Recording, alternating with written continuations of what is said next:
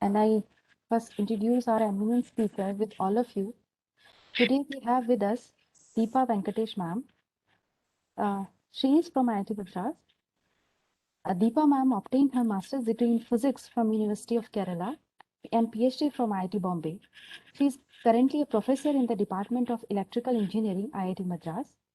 Her research of area of research interest includes fiber optic systems, photonic signal processing, fiber lasers, and so on. She has published over 50 articles in international peer-reviewed journals and many more in conferences. She was bestowed with the Young Faculty Recognition Award of IIT Madras in 2012 and the Abdul Kalam Technology Innovation Fellow of INAE in 2021. She is a senior member of OSA and is currently the Associate Editor of OSA Journal, Advances in Optics and Photonics. She is also currently Associate Vice President of Women in Photonics of the IEEE Photonics Society. Today we are honored to have with us Deepa Venkatesh ma'am.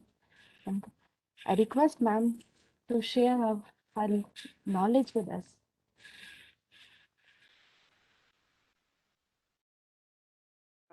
Thank you very much for your kind introduction. Can you hear me, Tapadi? Yes, ma'am. Yes, ma'am. Okay, and can you see my screen in proper mode? Yes, ma'am. Yes. Okay.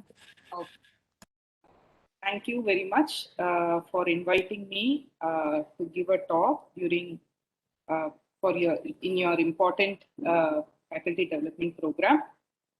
It is very, very important to have a program on high-speed optical links and photonic devices for next generation data transmission, simply because as a country, we are probably the biggest users of fiber optic communication. But as the pool of researchers, the number of researchers or the number of research groups working in this area is definitely can be better than what we are. Considering the volume of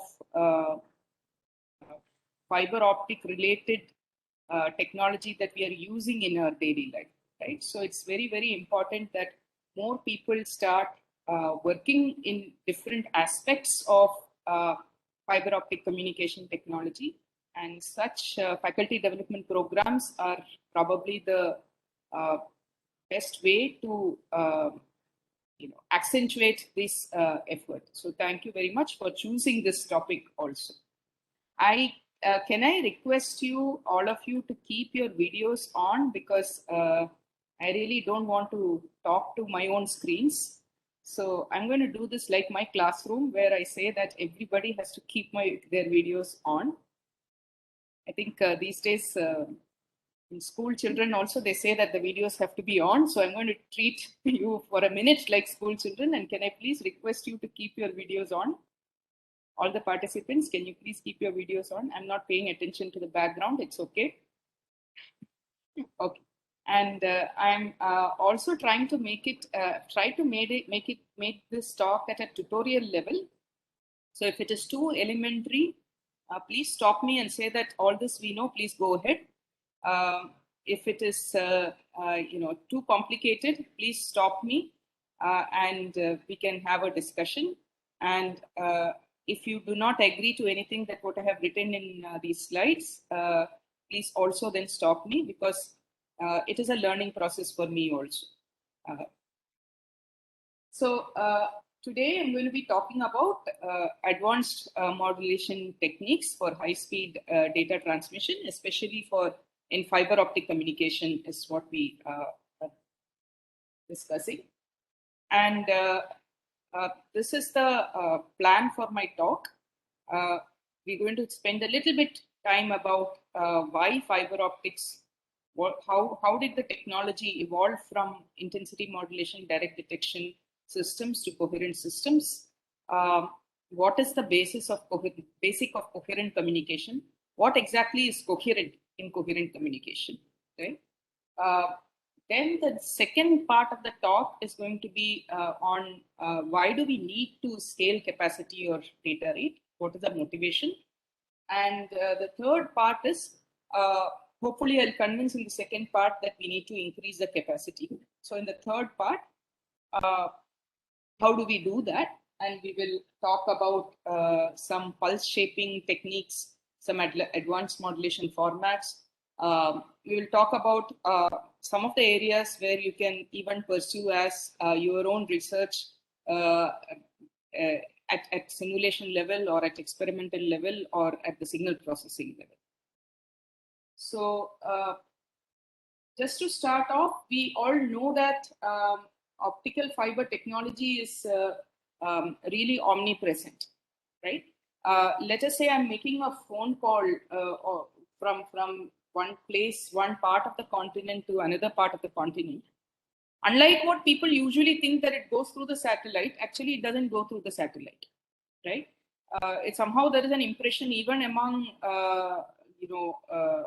very knowledgeable engineers that whenever you talk about cell phone, it is wireless, so people immediately connect it to satellite. People think that it goes directly to the satellite and then it gets beamed directly to the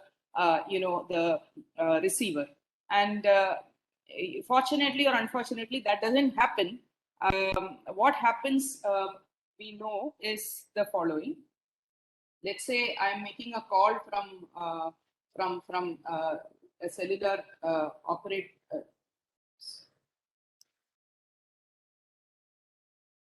Let's say I'm making a call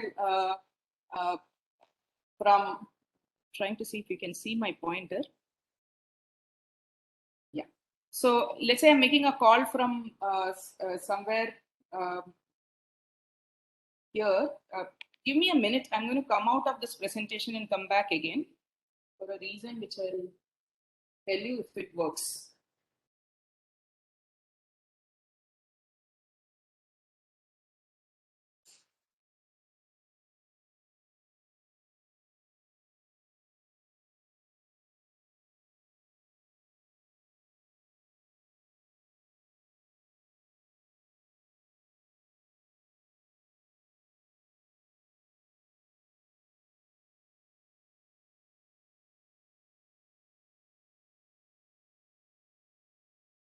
Okay.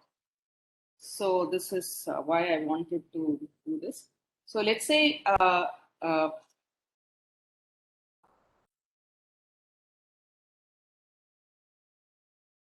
wanted to scribble on the screen. Okay. So that's happening. So let us say we are making a call. We know that the call gets collected by your transmitter antenna.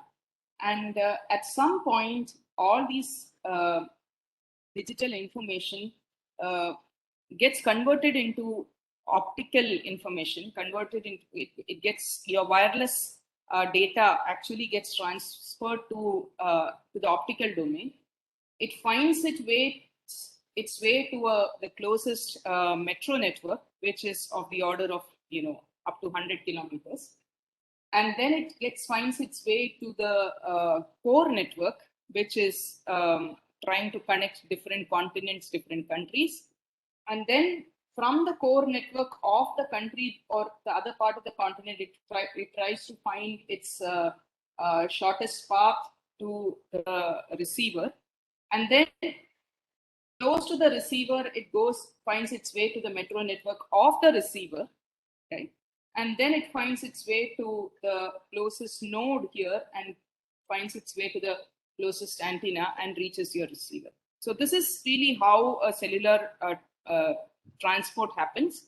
And in case you're trying to connect to your Amazon cloud or Google Cloud, etc., through your cell phone, this is exactly what happens. Instead of getting connected to the antennas, it gets connected to the data center. So all of them are actually interlinked through this complicated mesh of optical networks. And it's just that it is just omnipresent, and it is really, we are really not realizing that the work that is done by the backbone networks. So all your LAN, satellite, homes, access, data centers, everything gets connected through your optical network.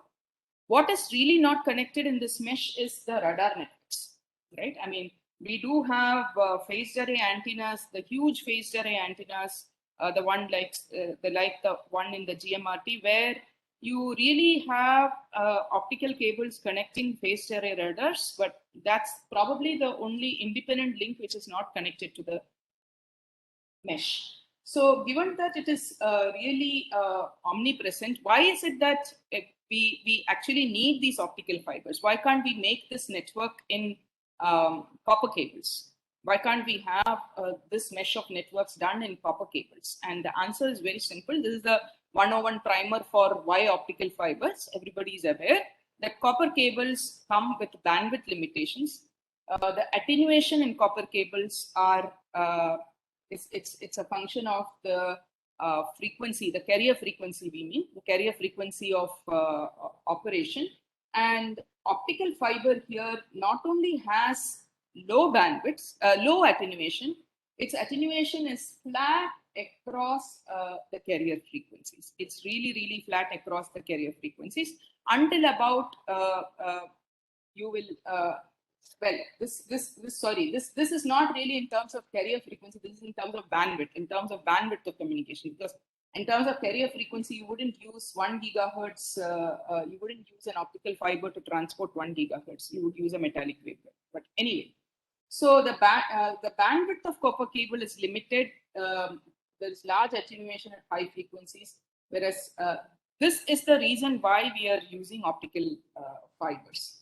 So just to respect to people who actually made it happen, we all know that the term optical fiber itself was coined by an expat Indian working in UK, Kapani, Narendra Singh Kapani, who actually passed away very recently.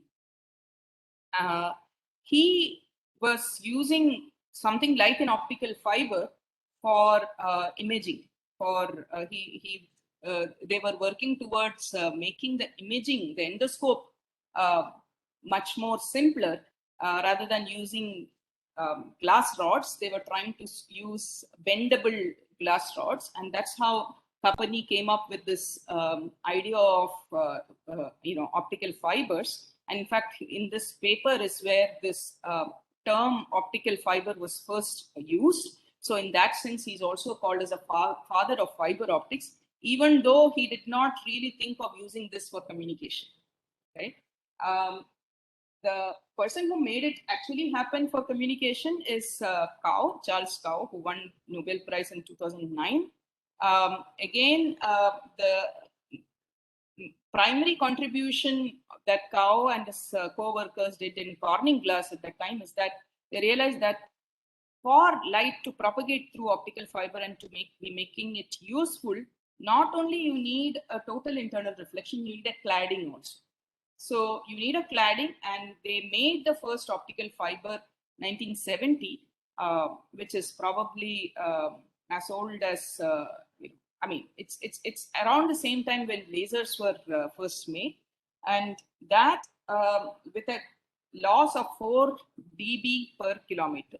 So you would lose more than 50% of power as you propagated through kilometer, but that was sufficient for them to show that this optical fibers can be used effectively for communication purposes. Now, the actual contribution, or rather, this is one of the seminal papers, I would think, of which came from NTT in Japan in 1979, where they said that you can make an optical fiber of loss, look at the number, 0.2 dB per kilometer, right? So that is when the first low loss, or the ultimate low loss is what they called. From 4 dB per kilometer to, in another 7-8 years, NTT made the fiber, which is 0.2 dB per kilometer. And they said that in the paper, they argue that this is the fundamental, or rather, this is the lowest loss one can actually achieve if you're trying to use glass, because glass means silica means silicon molecules, SiO4, right? And these molecules have certain fundamental limits in terms of scattering, and you cannot really beat that. And so this This is why it became ultimate low loss. So they said, unless you change the material to something else, you cannot get a loss better than 0.2 dB per kilometer, right? So people imagine from 1979 onwards, there has been, all these glass manufacturers who have been trying to improve the quality of silica glass with minimum impurities, less hydroxyl, and so on. And the number that we have reached right now is 0.17 dB. So 0.03 dB per kilometer is the success that humankind, the researchers have reached from 1979, which is like 33 years ago, right? And the reason why we are not able to beat this is simply because if it is silica, you have silicon molecule, you have oxygen molecule, and you can't get rid of some fundamental scattering properties. So that is one way, that's kind of a saturated research that, people still compete. Corning and, this big fiber manufacturers would say that I have made 0.171 dB and I have made 0.169 dB, and, that's the success they talk about. Of course, having said that, what do you think is the best way to get rid of this? You get rid of silica, right? So if you get rid of silica, and what is the ultimate low loss? If you can make a fiber which where the core is vacuum, that would be the ultimate, right? And people have actually started talking about air core fibers. That's the next big thing, right? So air core fibers where you don't have this fundamental limit. You can basically do 0 dB per kilometer, right? So once we reach the ultimate capacity limits, which can be done, which the silica fiber can, handle, you will now, maybe in 20 years, 30 years, 40 years, you never know. Research has started. People have first made air core fibers. University of Southampton has, ORC Southampton has come up with their air core fiber. They've started kind of selling that. But at the moment, it doesn't seem to be required. I mean, we don't seem to require that air core fibers. The other beauty of the whole technology, or rather the word research in the area, is because it's a highly technology oriented area, which means what will work, what will be really useful is decided by the market. It is decided by the cost, right? So it's always the cost, power, energy, benefit that drives this research. So air core fiber, it is very good as a research area, but then in terms of its commercial viability, it's not really going to be useful at the moment. So just to quickly recap the evolution of optical fiber communication, we started with non-return to zero signaling, the NRZ signaling, where you say that this is the simplest form of communication we ever thought, where we said a bit zero is, of course, all the optical communication that are currently commercially deployed are digital communication. Radar systems, military systems do analog optical communication, but that is a topic for another talk, right? Analog optical communication. That's a really big area. That's also called as the area of microwave photonics, where we are trying to transport analog through fiber. But that's, as I said, today we will restrict our discussion to digital communication. Now, in digital communication, we want to transport bits. All the information that you want is converted to zeros and ones, and you want to transport the bits. And the simplest way of transporting bits is just to keep the light on and off, just like what happens in a lighthouse, right? The light just goes on and off. In the lighthouse, it turns, but here you say light goes on and off. So you can imagine that the LED blinks on and off, and you can basically, like a telegraph, you can read out what the on time and off time is, and then you can decipher the information. In fact, in 1970s, the first up to about 10 to 15 years from the beginning of optical communication, people just did on and off by turning the light on and off, right? The LED on and off. But then soon it was realized that the bandwidth that you will need with on-off keying, it will start mattering because the fiber has dispersion, and so when you are directly modulating a laser, first of all, the problem is you can't turn the LED or a laser on and off very fast. There is a limitation given by the device, the inherent capacitance of the device in case of LED. or the stimulated lifetime in the case of laser, that ultimately limits the speed with which you can turn it on and off. With LEDs, you can get to megabits per second, several hundreds of megabits per second even, which is what is done by visible light communication folks these days. And with lasers, you can get to up to 10 gigabits per second. You can do, in 1 second, you can switch it on and off at least 10 into 10 power 9 times, right? But the problem with that direct modulation is that it spreads the spectrum. And because the laser has a very, very nasty property that as you keep changing its current from high to low, its refractive index changes. And that results in the spreading of the wavelength. You really did not bother about any of these things until you hit a point where the distances were very large. And so when you transport a large amount of wavelengths, large number of wavelengths through the fiber, they started walking off from each other because all the colors do not travel with the same speed. So that led to dispersion, and so that put a limit to direct modulation. So even for short distance communications, we still use direct modulation if it even up to 10 gigabits per second today. But if you want to take it for longer distances, this did not work. And so you started using external modulation with an intensity modulator. So the most successful modulator is Mach-Zehnder interferometer based modulator, which is based on an electro-optic material. So you take lithium niobate, which is very, very successful because it is widely transparent to a large amount of wavelengths. That's why lithium niobate is very successful. And its damage threshold is very high, and it can be easily made into wafers. So these are the reasons why lithium niobate became very successful as an electro-optic material. Its electro-optic coefficients are also high. What is this electro-optic coefficient we're talking about? It's the ability of the material to change its refractive index as you apply electric field. So what happens is when you apply electric field here, the refractive index of one of the arms or both the arms of the interferometer changes. And when the phase changes, it's an interferometer, so you're combining it, so the intensity changes, and so you're able to get an optical on and off. Is it too elementary? Can you please stop if it is too elementary?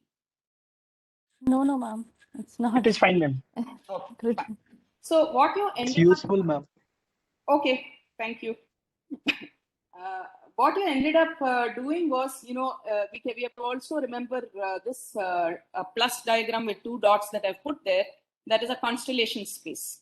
Constellation space that if we are familiar with digital communication, we remember this constellation space where this represents the x-axis represents the in-phase information, y-axis represents the quadrature information.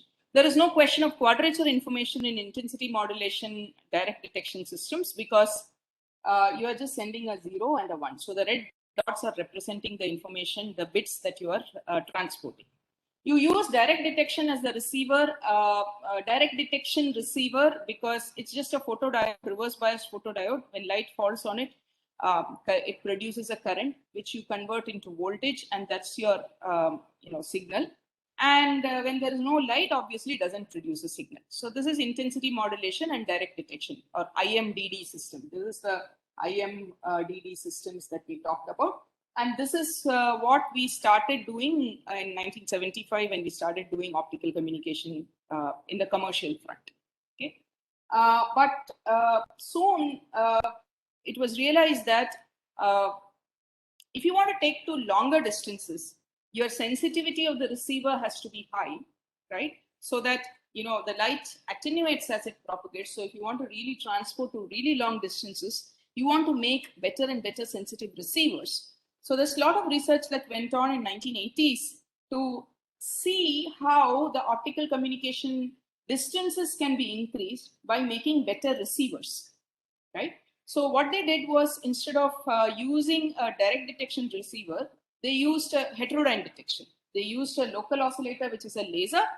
They allowed the laser to beat with the signal, and the output is given to a balanced detector. We'll talk about this a little while later.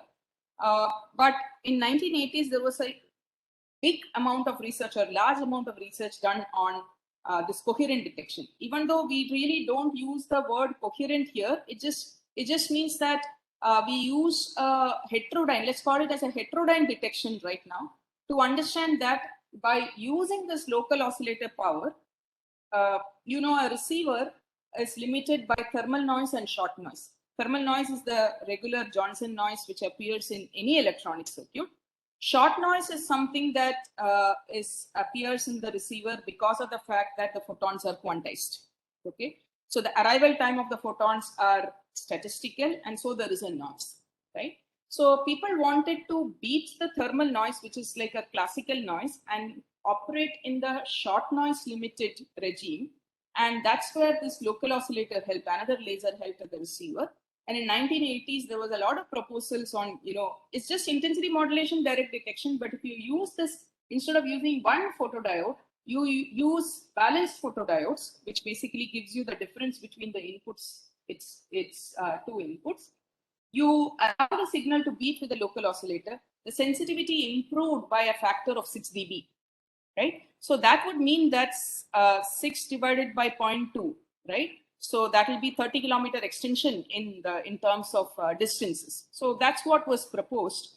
But unfortunately, all that research related to short noise limited operation or this heterodyne detection was completely swept to the side, and nobody used it at that time, simply because in about 1986, two groups independently, one from ORC Southampton and the other one from a French group, made what is an optical amplifier, right? So they said that, why are you worried about improving your detection? Rather, you put an amplifier and which will amplify your signal, optical signal directly without converting it into an electrical domain. And people came up with this erbium doped fiber amplifier. Nature was very, very kind. Nature is still very, very kind to us. It's just that we are not seeing the kindness of nature. So we choose the right material, which is available in nature in plenty. This rare earth, which is erbium, you dope it in fiber and you pump the system with diode that is commonly available. Turns out that you can magically amplify your signal that is attenuated. So that's why this short noise detection, etc., people did not really care about any of those things, because now I have a wonderful solution, erbium doped fiber amplifier. So whenever the signal power goes down, I just put an EDFA, erbium doped fiber amplifier. And we are still thinking that EDFAs should get a Nobel Prize. Unfortunately, last week we found that EDFAs still did not get Nobel Prize. Currently, I'm told that the discovery of EDFAs or invention of EDFAs were nominated multiple times for Nobel, right? And anyway, because this is the basic engine because of which we're able to transport long distance fiber optic communication. Okay, so you amplify. So that was the another path breaking technology that in optical communication.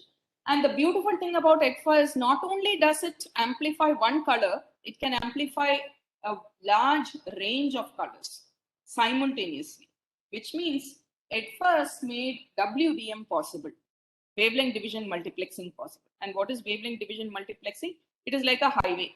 You use the same highway and multiple lanes to transport different sets of information. You can code your information in different colors, in different carrier wavelengths. All of them will get transported through the same fiber. All of them will get amplified by the same EDFA, and the receiver you separate out. It's like how a highway splits up into the local, roads. So that was around 1995. Around the time I finished my master's, and we were all so excited with optical fiber communication and what is possible and so on. But by year 2000, when we were going to look for a job in the area of optical fiber communication, there was no job in that area, because they said, optical fiber communication can really carry large amounts of information. In fact, they had 10 gigabits per second per wavelength. They had 80 WDM channels. They had 0.8 terabits of communication, and they said, what more do you want, right? So in fact, I still remember that was a time when, in fact, I was in the US at that time. I had a small job in making these modulators, and the company went. Many companies folded because there was no demand. There was absolutely no demand because all the fibers were laid and plenty of capacity was available. So again, there was not fashionable at all to pursue optical fiber communication. Right? If you're saying optical fiber communication, you'll say, all that is possible is already done there. What more is there required to be done? But remember, that was the era before cellular technology, before we had internet, before we had the proliferation of internet, or before we had the proliferation of online movies, WhatsApps, and Dropbox and clouds, right? But the situation has changed now. So let's just look at the capacity limits. So what can you? So did we reach the capacity limit? Let's try to ask that question. 0.8 terabits per second in 4 terahertz bandwidth. 4 terahertz bandwidth came from 50 gigahertz spacing for each WDM, and you had 80 channels. So 80 into 50, that is 4 terahertz. And in that 4 terahertz, we were transporting 0.8 terabits per second. And how did I arrive at this 0.8 terabits per second? We had 10 gigabits per second per wavelength. That was really, really plenty, right? My first project was to make a 2.5 gigabits per second modulator, right? It was considered to be really advanced at that time. I'll talk about this number later. It just means that how many bits are you carrying per hertz of frequency? Is there a question? Okay. So you are carrying 0.8 terabits in a 4 terahertz frequency window, and that gave you what is called as a spectral efficiency, which is 0.2 bits per second per hertz. Another account and kill. Participants, please. Participants, please. Turn off your mic. Savita. Definitely some action is going on there. Okay. So, did we reach the ultimate capacity? Did we actually reach ultimate capacity that is possible in optical communication? So the question is, what decides ultimate capacity? Right? What decides ultimate capacity? And there we go back to 1948, where Shannon proposed a capacity limit for any linear channel. It doesn't matter what the channel was. The capacity limit for a linear channel is given by the capacity, the largest information carrying capacity, the largest information you can transport in a channel where your bandwidth is B, is given by this relation, logarithm to the base 2, 1 plus signal to noise ratio. Signal to noise ratio in linear units, not in logarithmic units. So it simply means that, this is just I try to plot signal to noise ratio in dB and capacity divided by bandwidth, which is spectral efficiency. It's really not bit rate. It is capacity, in the sense that what is the largest information that you can transport, right? Which is units is the same as that of the bit rate, right? So what is the largest capacity you can, information carrying capacity of the channel to the occupied bandwidth? It turns out, it comes out like this. This is the plot. And because it's bounding, it means that Shannon's theorem tells us that the area shaded below that is your error-free transmission, which means if I have an SNR of 20 dB available at the receiver, the capacity, the largest spectral efficiency I can have is something like 6.5 in this case, which means depending on the bandwidth that I have, I can, if I have only a small bandwidth, if my occupied bandwidth is small, this number is 6.5 is what it means. So you can basically transport higher or smaller capacity based on this theorem. What does this theorem mean? Let's talk in terms of what was achieved at that time. We talked about 0.2 bits per second per hertz, right? So this is the spectral efficiency. And where is that spectral efficiency? 0.2 bits per second per hertz here. Right? So this is the capacity. This is the spectral efficiency. And to get this spectral efficiency, you know, the SNR requirement is really, really low. In fact, if anywhere between 0 to 30 dB SNR, you can really receive it. But if you are asking a question, so it simply means that when we were doing this in 2005, when we were doing intensity modulation direct detection, we were nowhere near occupying the allowed capacity, the allowed limits, right? So there was a huge amount of scope for improving the capacity, improving the spectral efficiency. You start quantifying this in terms of spectral efficiency. A large scope to improve the spectral efficiency, but the research was kind of stalled in that direction simply because it was not necessary. So how could one improve the spectral efficiency? You could do what is called as pulse shaping. So what is spectral efficiency? Again, I'll remind you, it is bit rate divided by bandwidth. So if you want to increase this number, what it means that I can either increase the bit rate, which means I start signaling faster and faster, and that gets limited by the electronics that I have, or I can decrease the bandwidth. I can make the bandwidth smaller and smaller and smaller to carry the same bit rate. What do you mean by making the capacity bandwidth smaller? It simply means that instead of doing return to zero, which is occupying the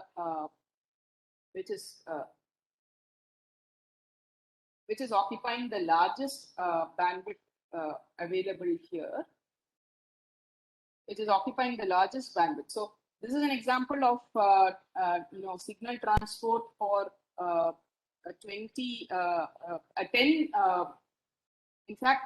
gigabits per second, right? So the first null appears at 10 in case of non-return to zero. If you are signaling return to zero, the occupied bandwidth is really large. That's why people went to non-return to zero, so that you can occupy smaller bandwidth. But you can do some kind of RC pulse shaping, raised cosine pulse shaping. You can do some processing in the time domain so that the occupied spectrum is only half of that, right? So you can do pulse shaping to actually reduce the capacity. So is that the best bit rate possible? It's still not. So that's where we started looking at advanced modulation formats. What we started seeing is, let's basically look at what can be modulated. How can you do the modulation, right? So you started re-looking at that. So intensity modulation simply means that you are modulating the amplitude, high and low. Phase modulation would mean that you are modulating the phase of the signal. You could modulate the carrier by doing FSK, but in optical communication, that's little hard because it's not easy to switch the frequency of the laser. So you really don't use FSK, but you could do amplitude modulation. But what was not explored earlier was the fact that you could do phase modulation. How do you visualize phase modulation? If you look at this picture carefully, you see that this is the optical carrier, right? I've kind of exaggerated this because optical carrier is 193 terahertz. So this is really not to scale, but to make you understand. So you have phase 0, and then you have a phase of pi. So whenever there is a phase change, instead of this wave continuing up, you see a phase change here. You see a phase change here. Here it is 0 and 0, so there is no phase change. It is a continuous wave, right? So at every bit slot, you keep changing the phase of your optical carrier. That's your BPSK. So in the constellation representation, you had OOK, on-off keying was these two dots. Remember the two dots I showed you earlier. In terms of BPSK, you either use amplitude is still 1, the phase is 0, or the phase is this should be -1 + 1, right? So this would be phase of 0 or This is just -1 actually. Okay. This is a phase of 0 or a phase of pi. Okay. Now, the question is, can you pack more bits in a given time slot? In both BPSK and OOK, in one time slot, you coded only 1 bit. Is there a problem with the voice? No, ma'am. I think there is problem from his side. Okay. Because I just saw a message popping up here. Anyway. So, both in OOK and BPSK, we coded only 1 bit in one time slot. The question is, can we code more bits in one time slot? And that gives us the idea of coding, higher order coding, or this is where the advanced modulation format begins, right? So what is advanced about it? So what you're trying to say is that instead of sending bits, let me send symbols. So I'm going to say that I'm going to group 2 bits together. So if I group 2 bits together, I could have a combination of 0, 0, a 0, 1, a 1, 0, or a 1, 1. These are the 4 combinations that I can have, right? When you have a bit stream. Now you call this combination of 0, 0 as symbol A. This is my symbol B. This is my symbol C. And this is my symbol D. And rather than transporting the bits, now you transport the symbols. The receiver also receives the symbols. So I transport A, B, C, D rather than 0 and 1. Now, if the receiver is receiving a C, he simply decodes it as 1, 0. If he is receiving a D, he decodes it as 1, 1. So what did you achieve? In the same duration of time, if you transported 1 and 0, you could have achieved only 1 bit per duration. Now you're able to do 2 bits. You're able to transport 2 bits. So effectively, if that for the same time slot, the baud rate or symbol rate is 25 gigabaud, 1 by 40 will come out to be 25 gigabaud. The spectral efficiency, which was bit rate divided by bandwidth, which was 0.5, I made it to 1 just by doing this. But the question is, in the domain of optical communication, how do you transport these 2 bits? How do you transport symbols? If it is bits, I know it is on and off. It is very easy to do that. How do you do this? There are 2 ways of doing it. One way is to say that instead of you doing just on and off, which is PAM2, pulse amplitude modulation 2, you do PAM4. Means you don't modulate to 2 levels, you try to modulate in 4 levels, right? So this is your 0, 0 level, your top level is 1, 1, and in between you have your 0, 1 and 1, 0. So when the receiver, instead of having 1 threshold, the receiver is supposed to have 3 thresholds. And just threshold detection, he will have to now identify 3 thresholds. And depending on the 3 thresholds, he can identify if he is getting an information between, if he's getting a click in his detector between these 2 thresholds, he knows that it is a 1, 0 or 1, 0. He makes a decision based on. So this is the constellation space. So he puts a threshold here, threshold here, threshold here. Anything above this is, this symbol, which could be 1, 1. Between this is the second symbol. So the decoding becomes easy. So here, this is just through amplitude modulation. Can you scale this up? Can you make it, instead of 2 bits, can you make it 3 bits? I can do that, but how many levels do I need for 3 bits? Sorry, somebody showed something. 8 levels. 8 levels. You need 8 levels.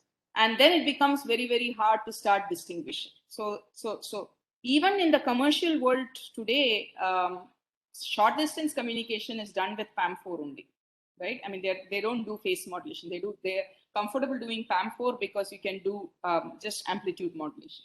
But the smarter way to do it is through phase modulation. You say that each bit is now designated 4 different points in the constellation space, and each of those 4 points in this particular case have the same amplitude, but the phase is different. So you have to encode 0, 0 would be, let's say, 1 plus 1j symbol here, 0, 1 is 0, 0 is this symbol, 0, 1 is this symbol, 0, 1, 0 is here, 1, 1 is here, right? So every symbol duration, you are really not changing the amplitude of the signal, you're changing the phase of the signal. You're modulating the phase as 45 degree, 135 degree, minus 45 degree, and minus 135 plus 45, 225, 135 plus 45, 195 degree. What is it?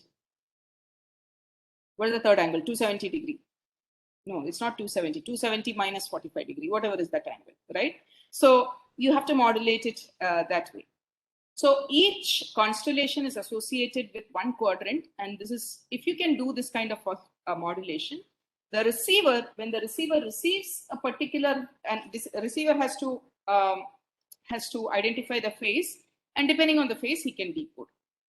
So the question is, can you do this further higher, right? So can you make it instead of 2 bits? Now I get greedy. I say, can I not do instead of doing 2 bits, can I not encode 4 bits? Can I not encode 5 bits? Can I not encode 6 bits? And the answer is all yes. Okay. And if it is 4 bits, obviously, how many symbols would you need? If it is 4 bits, from 0, 0, 0, 0 all the way up to 1, 1, 1, 1. So you will be transporting 16 symbols, right? So you need 16 points, unique points in the constellation space you can transport. You could do that 16 points by, instead of 4 points, you can put 16 points here with the same amplitude, right? That's possible, but a smarter way to do it is to kind of make the constellation equispaced or square constellation. There are some benefits of doing square constellation. And you could transport this constellation when you're transporting a symbol, which means your spectral efficiency goes up by a factor of 2 in this case, because your number of bits per symbol is in general. If there are n constellation space, if there are 16, it is log of 16 to the base 2. So it is, you can make 4 bits in this case. You could do 8 bits, you could do 16 bits, you could do any. So this is a 16 QAM constellation, right? You can keep extending this. But one more way of extending the spectral efficiency, improving the spectral efficiency, because we are trying to modulate an electromagnetic wave, we can now think of modulating the polarization also, in the sense that we are not really modulating the polarization, we are trying to send the information into orthogonal polarizations. We can try to transport information along the X polarization and Y polarization. So you can have a modulator. So the modulator should modulate the in-phase and the quadrature components, right? And it can transport both of them simultaneously, and you can have both the colors, all the colors propagating at the same time. The spectral efficiency will get doubled because you are using polarization. So after 1995, from 1995 to 2005, people started looking at this modulation, advanced modulation, where we are trying to transport not bits, we are trying to transport constellations, right? And definitely to detect phase, in phase and quadrature phase, you need what is called as coherent receiver with a 90-degree hybrid. I'll probably explain a little bit detail of what is the structure of this, but that is the next era. And then from this, it became an era of digital signal processing in optical communication, right? People like me who were from physics background could easily do optical communication until that point, because there was no signal processing involved. But beyond that point, because you are receiving constellations and you will see all the impairments that happen, it turns out that you need to correct for all the channel impairments only through digital signal processing. So optical communication engineer necessarily now has to become an expert in digital signal processing. Otherwise, it becomes very, very difficult to really cope up with the technology, right? So here is polarization division multiplexing. And how do you really do this IQ modulation? You take your Mach-Zehnder modulator, the 2 Mach-Zehnder modulators, you carry out a phase modulation, a BPSK modulation. How do you carry out BPSK modulation? So here is the transfer function of the Mach Zehnder modulator. The blue line actually shows the optical power as a function of input voltage. The red line here shows the field. So if you really want to modulate pi and 0, what you do is you bias it at this point, and your input, which is shown here, the drive voltage, you sweep between plus 2V pi to 0. So the output would be from minus electric field to plus electric field. So whenever it is minus, it is a phase of pi. When it is plus, it is a phase of 0. So this is how the top modulator works. So the top modulator can give a phase of 0 or pi. Similarly, the bottom modulator also can give you a phase of 0 and pi. And the small trick you do is you apply a phase shift of pi by 2 in the bottom so that the constellation gets twisted to this. And then you combine. So all the 4 combinations of these two will give you the 4 constellations. So this is how you do your QPSK modulation, right? This is the IQ modulator, which does QPSK modulation. And of course, this is the transfer function of this modulator. I will not let you bother about these equations, but if you really need the equations, this is how we will model the modulators. Now, coherent detection. So before we go to coherent detection, can someone tell me what is coherent in the whole? This is called coherent communication. And why is it called coherent communication? What is coherent here?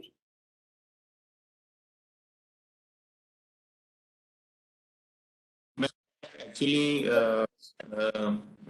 what we do is in coherent detection, the receivers are synchronized with the transmitter oscillator frequency. Basically, coherent means in terms of frequency, oscillator frequency, we match the frequency and receive the signal with the transmitter in synchronization with the transmitter frequency.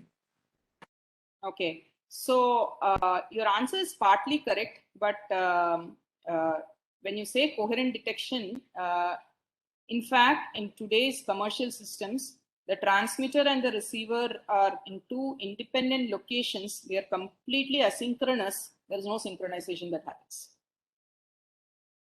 So the reason why we call coherent detection is here. We go back a bit.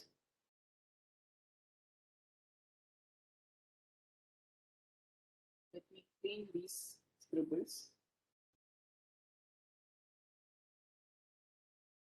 So take the case of a PSK, BPSK signal. Okay. After every bit slot, you want the phase to change by pi. And again, here you want the phase to change by pi. Okay. Suppose, in fact, let me tell you, the coherent or the coherence we talk about is that of the carrier, coherence of the carrier, right? It's the temporal coherence of the carrier. And the carrier here is the laser. And what does a temporally coherent laser, temporal coherence mean?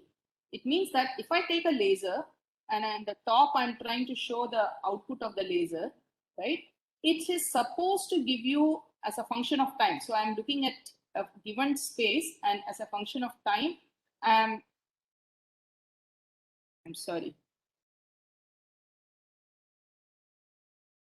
Out of share. Let me just come back.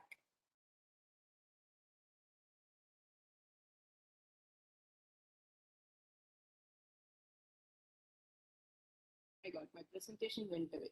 I clicked on something by mistake, I think, when I'm drawing. Let me open that once again.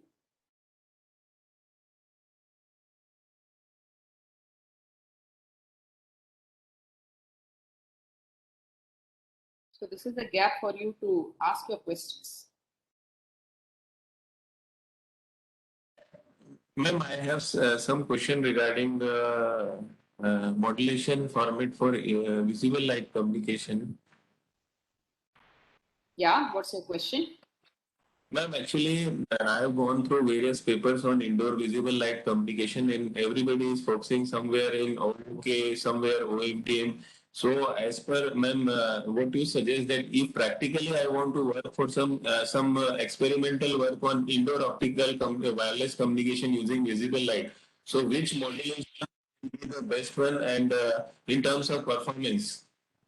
So that I can do some experimental work using the commercial LEDs and just test the system because in and OK and other modulations were discussed in the practical work in terms of practically what we can do, ma'am, as a research point of view.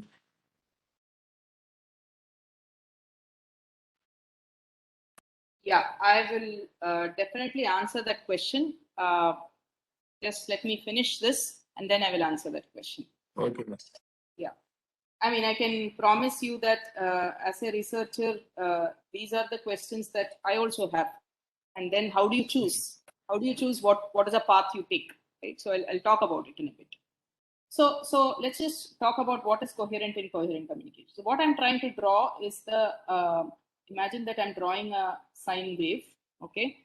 And here I intentionally made a glitch.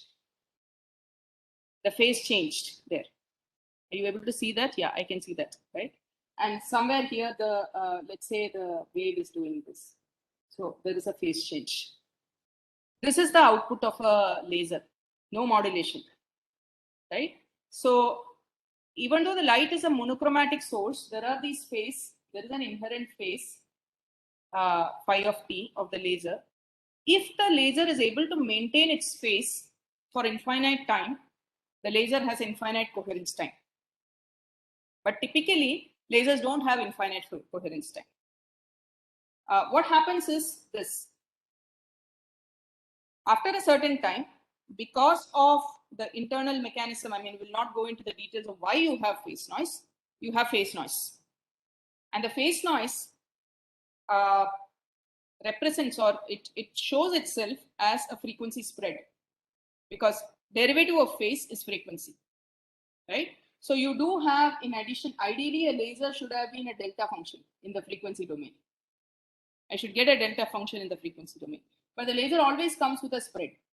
The spread simply means that spread indicates the coherence time of the laser.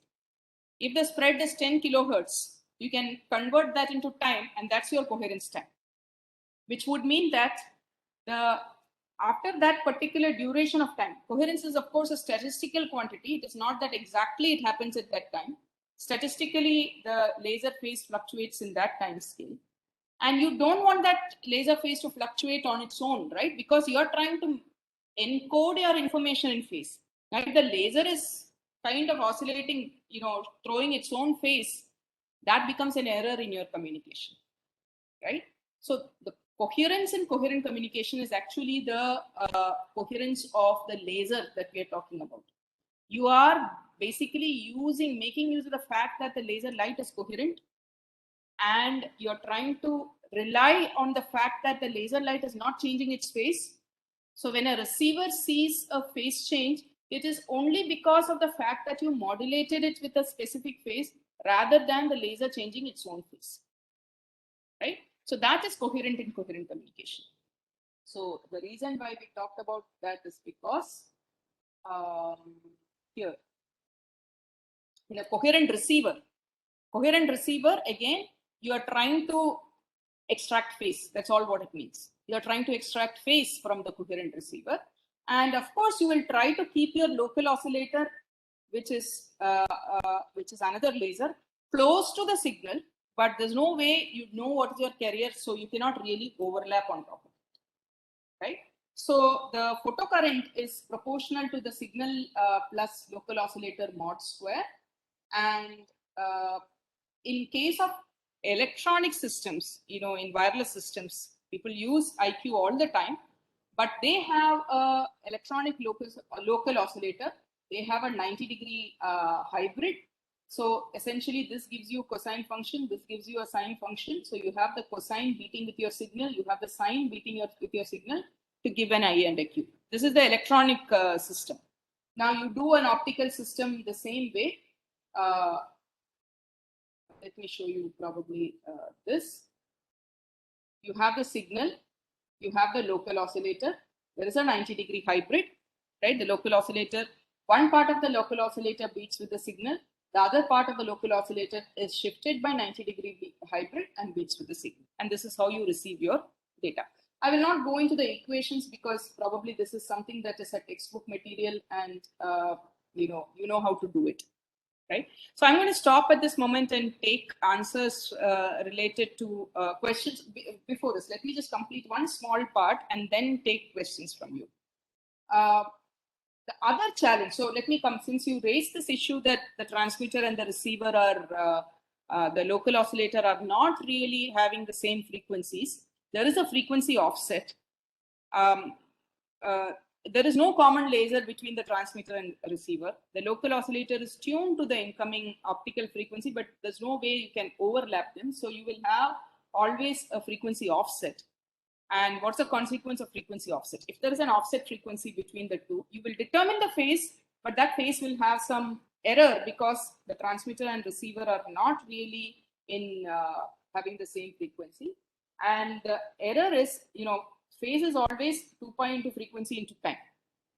So if I keep receiving symbols, okay, of duration Ts, and if I look at the nth symbol, the total time that has elapsed is n times Ts, right? And in that n times Ts, the phase that got accumulated because of this difference, let me call this as Ft. The phase that got accumulated is 2 pi times Fd time. So if the frequency offset is 100 megahertz, and if your symbol duration is, let's say 1 nanosecond, right? 100 into 10 power 6 into 10 power minus 9. And let's say you're looking at 10,000 symbols, okay? So 10,000 symbols is 10 power 4 symbols, right? So the accumulated phase is 10 power, this is minus 3, so 10 power 3. The accumulated phase over 10,000 symbols is 10 power 3. 1,000 radians of phase got accumulated. 2 pi radian will cover your constellation. So what is 1,000 radians? So just because of frequency offset, your constellation, which was at 4 constellation points, becomes a circle, right? And this is the consequence of frequency offset.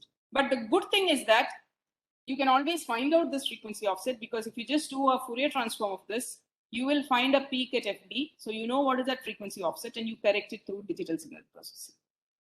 The other issue with this is all the lasers, as I told you, the incoherence of the laser. There is a phase noise of the laser. So there is a line width, and these adds, and so you wanted to transport just 4 symbols, but the laser phase keeps fluctuating. So this is what you will start receiving. So long as the phase spread is within this quadrant, it is still okay. But what happens in case of if the phase spread goes like this? Or what happens in case of 16 QAM constellations where the phase is spreading like this phase is spreading like this? Once they overlap with each other, you cannot really extract the phase. So the phase margin in higher order constellations starts becoming smaller and smaller. And because of that, of course, I'm not discussing the model of that. If you want, you can ask me, I can talk about it. Because of that, you will have to do definitely some smart digital signal processing to overcome or counter this phase mix. The other issue is chromatic dispersion. Chromatic dispersion is something that we had considered in the case of intensity modulation direct detection also, but where we say that different colors travel with different speeds, so the pulse spreads. And what's the consequence of chromatic dispersion in a constellation like this? You start with a QPSK constellation. These are all simulation results that we have done. After about 30 kilometers or maybe 50 kilometers or something, after 100 kilometers, this transmission length is 100 kilometers. This is what you get at the receiver. Why does this happen? There is a spread here, which means the amplitude spreads. And of course, chromatic dispersion is difference in phase, so the phase spreads. So as a consequence of chromatic dispersion, you will have an amplitude spread as well as your phase spread. Again, if you know the chromatic dispersion, you can compensate for it. The third major problem is polarization mixing. You transport it through orthogonal polarization, and this is the input. At the output, the reference polarization could be something else because you are not transporting any information at the output. So the Ex out, Ey out is actually some Jones matrix that represents the polarization, rotation, and mixing, and the input. So as a consequence of that, what will happen is your symbol gets spread. So you will again have the same kind of effect. So this is what happens in polarization mixing. So you have frequency offset, you have phase noise, you have chromatic dispersion, you have polarization mixing, you have polarization mode dispersion, which means that the two polarizations are not propagating with the same speed. The constellation starts becoming like this. And you also have nonlinear effects in the fiber because of which the space gets distorted.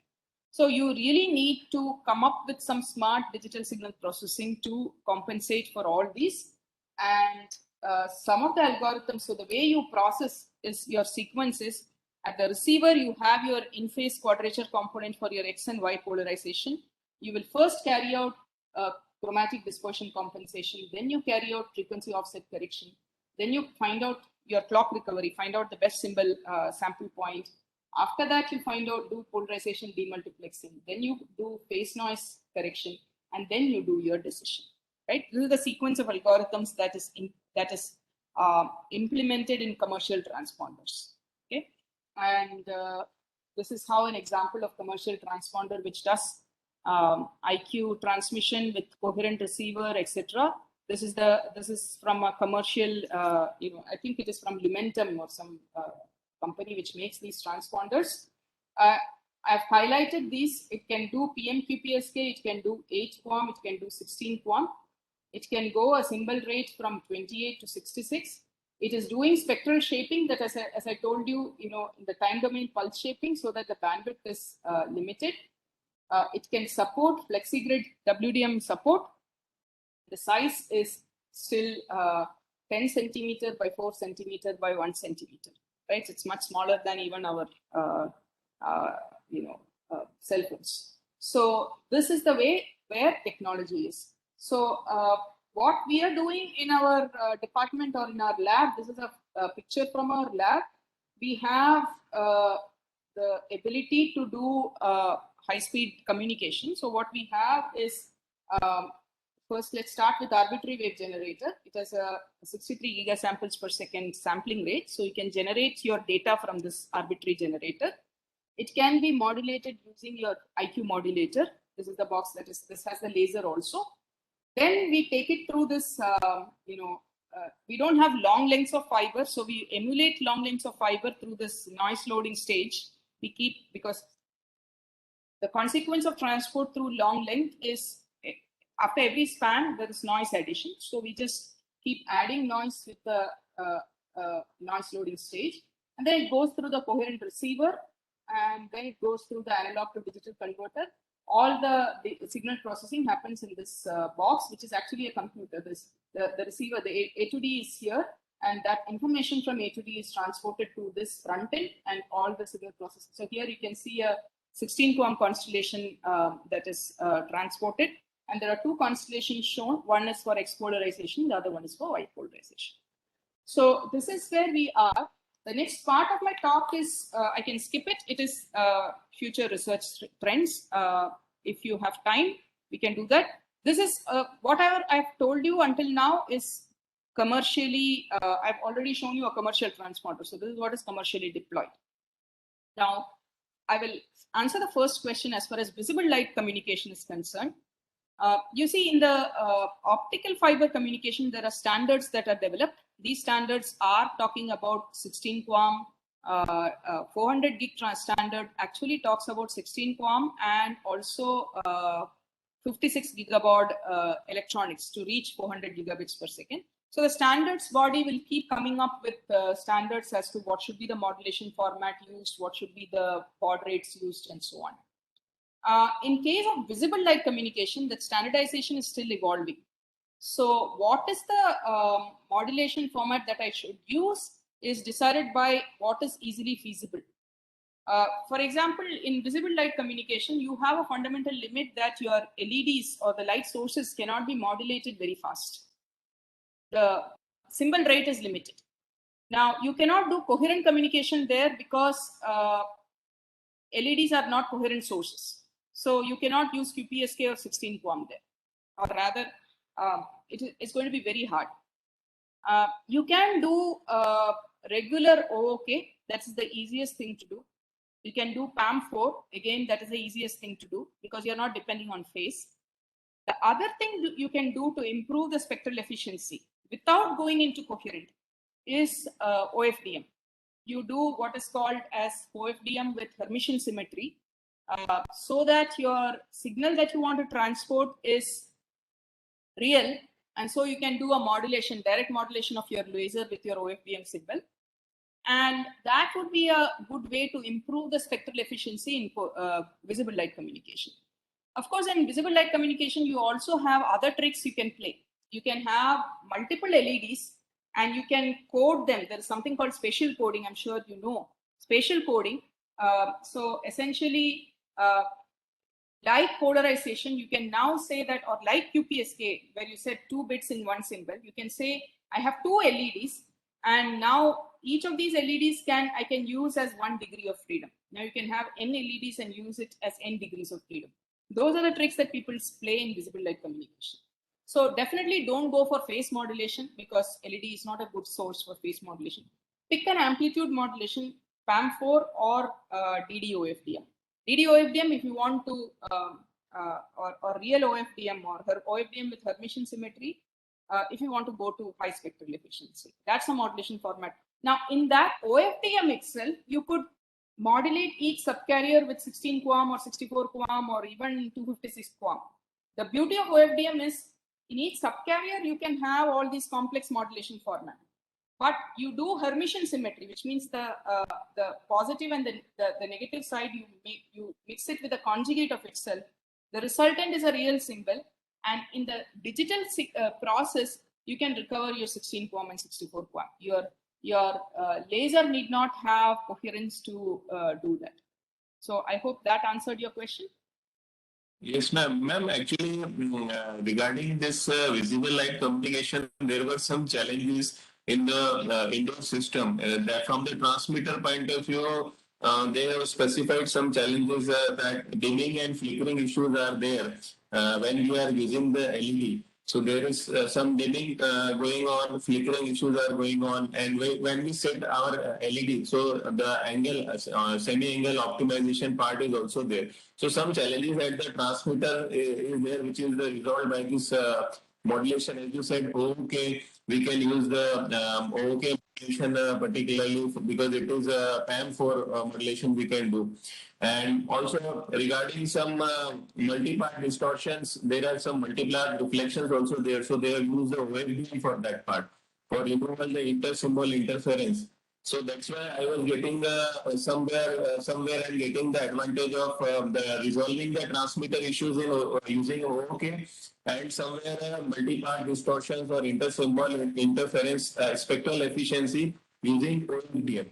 So, ma'am, practically, I want to do some work, then is it how it is possible to generate this OFDM using AWG signal? You can very easily generate it with, you don't really need an arbitrary wave generator as an instrument box like this. You can get these, what is it called? It's called these radios. Software-defined radio, ma'am. Software-defined radios, right? Yeah. These are Okay. very commonly available, not very expensive, because the modulation bandwidth you need are not really large. You need these kind of equipments if you want to do something like 100 gig or much larger than that. So you can use the software-defined radio boxes, USRP. I was looking for the word Okay. USRP. Okay, ma'am. You Okay. use a USRP. It's not expensive at all, and then you buy LEDs and you can just do a forward bias. I mean, we do some of those things as a in our laboratory for MTech students that they can basically build a biasing circuit for an LED. I mean, how difficult is it to do a forward bias an LED? And on top of that, you add the USRP onto that, and On the receiver side, you have a photodiode. All what you need is a low noise amplifier, which is you basically need a current to voltage converter, right? A transimpedance amplifier, right? So your photodiode goes into the front end of a transimpedance amplifier. What is a transimpedance amplifier? In one of the, you can even build it with an op amp. One of the input ports will be a reverse biased diode, and you choose your feedback resistor correctly. You get your transimpedance gain, that is a current to voltage converter. Those are simple enough circuits that you can build and actually carry out the experiment. In fact, many of the experiments in visible light communication you can actually do in your own laboratories. Okay, ma'am. Yeah. Thank you, ma'am. Any other questions? Good morning, ma'am. Good morning. Yes, ma'am, I have a question that what is the impact of the nonlinear optical effects in the coherent system? Means nonlinear actually, I was doing research in nonlinear optics, so it was the frequency variation. There will be some frequency variation. So in coherent system also the phase coherence plays the role. So is there any impact? Right. So here is the impact of nonlinear effects in the last constellation. So I start with the QPSK constellation, and if there were no other effects and only nonlinear effects in the system, my constellation you see will get twisted like this, just because of cell phase modulation. So if you imagine that you have a 16 QAM constellation, what will happen is nonlinear effect. Of course, you are an expert, so you know that the nonlinear effects are directly proportional, or the cell phase modulation is proportional to the power. So the larger power constellations will get. So these are constellations which have larger power, right? And the smaller power constellations get distorted little smaller, and the larger power constellation points will get distorted larger.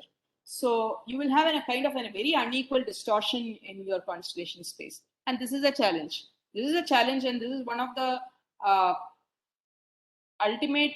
So we talked about Shannon limit, where we said, okay, this is my Shannon limit. In optical communication, what Shannon had defined Shannon limit for a linear channel. If you consider, so this is spectral efficiency versus SNR. If you consider nonlinearity, what will happen is beyond a certain SNR, you mean to say that as your signal power, you can keep increasing the SNR by increasing the signal power, right? But in optical fiber communication, because optical fiber is nonlinear, as you keep increasing the SNR, what will happen is nonlinearity kicks in, and that introduces distortion, and hence the capacity does not scale in the linear manner, it starts dropping. So this is a nonlinear Shannon limit. And the way to lift this nonlinear Shannon limit is only through one, you can use, so if you really know the physics of nonlinearity, you can work out the digital signal processing algorithm to compensate for that. So people are doing very popularly now machine learning to compensate for nonlinearity. People are doing what is called as digital backpropagation. That's what commercial companies are doing, is what I'm told. They, of course, don't reveal the exact algorithms, but backpropagation in the sense that you try to imagine that in the signal processor, it goes through the fiber in the backward direction. That's the processing they do to reverse for these effects. So that's a very, very important area. If you understand nonlinear effects, you can use the physics of your understanding to develop signal processing to counter nonlinearity. Okay, ma'am. Thank you, ma'am. Yeah. I see a question here in the chat window. Let me take it sequentially. Can anyone suggest optical application for 1 to 3 electron volt band gap? I really don't understand the question. Yes, ma'am. I think this question is not clear, ma'am. Yeah. What's the wavelength corresponding to 3 electron volt? If you can Ashwin calculate. Sudhakaran, if you can ask this question, if you have.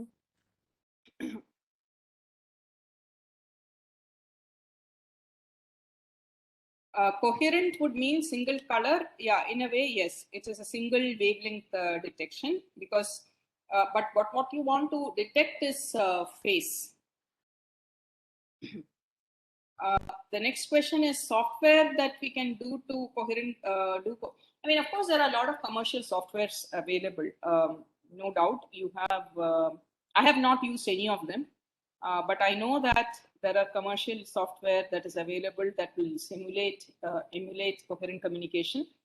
But my recommendation would be to not use commercial software, but to use your own MATLAB codes or Python codes or C codes, whichever language you are comfortable with, because the problem is very, very well known. You know how to model. So, for example, I showed you here. Here is how you will model phase noise. Phase noise, you will model it as a random walk. So you generate symbol after symbol. You will add phase to the kth symbol. The phase that you need to add to the kth symbol is this summation. And what are these phi's? These are independently generated Gaussian random variable with zero mean and variance given by x, where 2 pi delta f is the line width of the laser, ts is your symbol duration. This kind of mathematics is very readily available in textbooks these days. So you should use this understanding to do your own models, because frankly speaking, in my mind, I don't use commercial software simply because I really don't know what is going on at the back. It will really throw you some nice numbers which you will believe, and then you will end up in bit error rates which are like 10 power minus 60 and so on, which are really, really obsolete numbers, right? So I'll also give you one more tip. There is this university in Spain which is made their MATLAB code freely available. So if you search for OptiLux, that is from the University of Parama, if I'm not mistaken. So they have the routines written in MATLAB for each of this, IQ modulator, how to introduce noise, how to introduce phase noise, how to introduce signal to noise ratio, how to model receiver. They have functions for all of that. And they have nice write-ups for all of that also. So if you can understand their write-ups and use their functions with discretion, some of their functions may have errors, so use it with discretion, use with understanding. I think that would be the best way if you really want to understand the whole thing. Please repeat once again. OptiLux, I've written it on the screen. I think it's University of...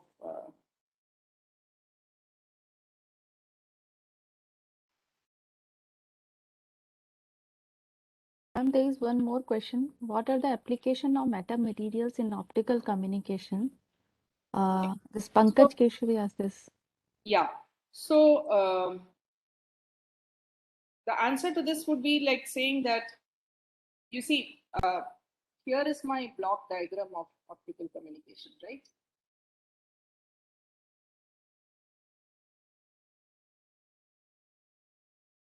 Oh, I don't have a block diagram. Here, you have a transmitter, you have a modulator, you have amplifier, you have bandpass filter to filter out the spontaneous emission noise, you have the coherent receiver. If a metamaterial based device can do any of these functions, for example, can you build a metamaterial based modulator whose performance is better than the lithium niobate modulator? Can you do a coherent receiver and some kind of filtering with metamaterial? Can you do an optical filtering with metamaterials? If you can beat the specifications or the performance of any of these subsystems, then yes, metamaterials are useful. But as of now, from what I understand, I really don't know if any of the commercial coherent communication systems have a scope of using metamaterials unless you make some very fine filters optical filters with metamaterials. The next question is, what is the use of chaos theory in coherent communication? I really don't know if you can use chaos theory in coherent communication. What you can use is maybe in quantum communication, you can use that theory. In regular communication, you really don't use chaos theory. Not that I know of. What people are doing is, probably I'll show you later some, what's the current trend where I can show you something which looks like a chaotic communication here.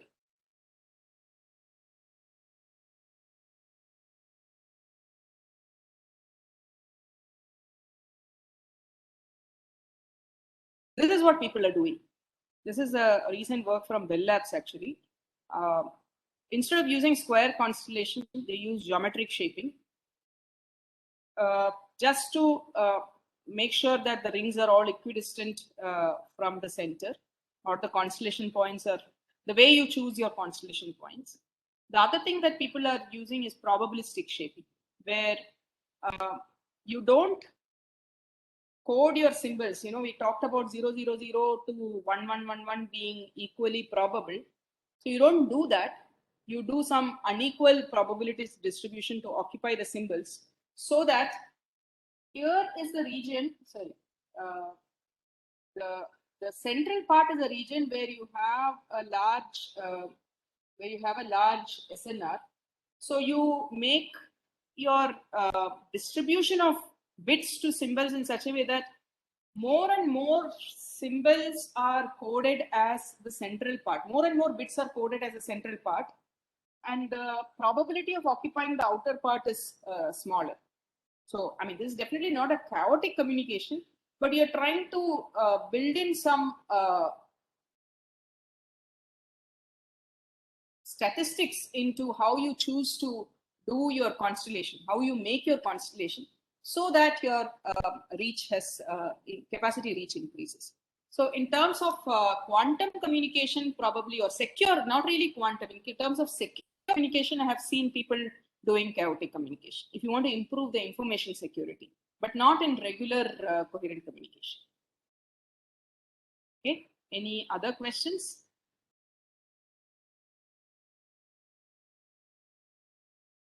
Any other questions from the participant? Let me just, I'm not really interested in completing this whole thing, but of course, you can keep talking about. So this is what we do in IIT Madras. We do have research projects in free space, fiber, and underwater communication. We do modulations of QPSK 16 QAM. Now, these days we are doing 128 QAM, and also coherent OFDM, mode division multiplexing. We are also trying to see, coherence is important, so we are trying to see in hardware how to build more and more narrow line sources. In radio over fiber, which is in microwave photonics, we are working on some projects along with our 5G group for front hauling, and also trying to attempt phased array radars for optical phased array radars. And also we are having a project with a company which to build photonic front ends for analog to digital converters. These are all live. These two are definitely live projects. In terms of secure communication, I don't do that, but there are colleagues who do quantum information communication and computing. So there's a big group here doing that. What I try to do is to how to make sure that the secure communication coexists with the coherent communication. And in terms of photonic processing, which is really next generation stuff we are talking about, we are trying to do clock recovery, phase conjugation. Can we have an EDFA which doesn't have noise and things like that? So this is the the broad spectrum of research work at IIT Madras, and funded by many different funding sources. And these are some people who have either worked in optical communication, currently working, or who have graduated doing optical communication. And thank you. Okay. Thank you very much, ma'am, for delivering very nice and informative talk. And it's always been our pleasure to listen you. Ma'am, if you remember, I went in your laboratory in 2013 when I attended the SERC school, that is nonlinear optics and materials. Yes, Then I yes. listened your lecture first time. And then I met you in photonics at Kanpur or Kharagpur in many times. Right. So thank you very much, ma'am. And I definitely hope that your lecture will give various dimensions to the young researchers or the faculty members who are working in this field, and they will divert their field or they will make their career in this very I also give one more information that, this is a very, very exhaustive area, and the NPTEL lectures of this coherent communication is actually available online. So please feel free to use those lectures when you're teaching, or use then I've also preparing. I don't say it's a foolproof set of notes, but the class notes are available up to, I think, almost the entire lecture. Feel free to use that.